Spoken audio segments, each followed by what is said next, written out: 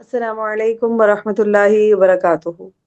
رب اشرح لی صدری ویسر لی امری واحلل عقدۃ من لسانی یفقہوا قولی واجعل لی وزیرا من اہلی رب زدنی علما۔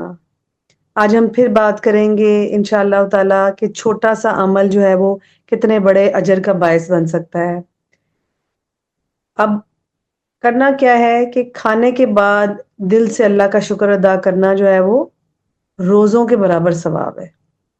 کیا آپ جانتے ہیں کہ صرف کھانا کھانے کے بعد شکر ادا کرنے سے آپ کو وہی درجہ مل سکتا ہے جو ایک دن بھر بھوکا پیاسا رہنے والے روزے دار کو ملتا ہے؟ اس کے بارے میں حدیث ہے، سیدنا ابو ہریرہ رضی اللہ عنہ سے روایت ہے کہ رسول اللہ صلی اللہ علیہ وآلہ وسلم نے ارشاد فرمایا، الطاعم الشاکر کصائم الصابر، کھانا کھا کر شکر ادا کرنے والے کا اجر صبر کے ساتھ روزہ رکھنے والے کی طرح ہے۔ یعنی کھانا کھانے کے بعد اگر ہم یہ مسنون دعا پڑھ کر اللہ کا دل سے شکر ادا کر لیں، کیا دعا ہے؟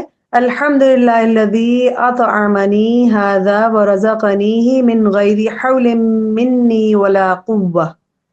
ہر قسم کی تعریف اللہ تعالیٰ کے لیے ہے جس نے مجھے یہ کھانا کھلایا اور میری کسی بھی کوشش اور طاقت کے بغیر یہ کھانا عطا کیا۔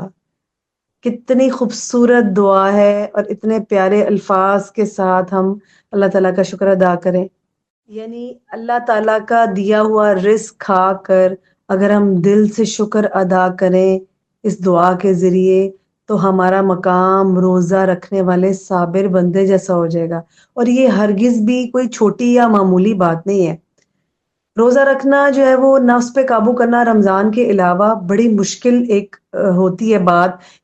اللہ تعالیٰ مدد ضرور فرماتے ہیں، اس میں کوئی شک نہیں ہے، لیکن نفس پہ بھاری ہوتا ہے ذرا۔ تو ہم روزہ نہیں رکھ سکتے لیکن ہم کھاتے ضرور ہیں، روز 3 ٹائم بھی کھاتے ہیں، 4 ٹائم بھی کھا لیتے ہیں۔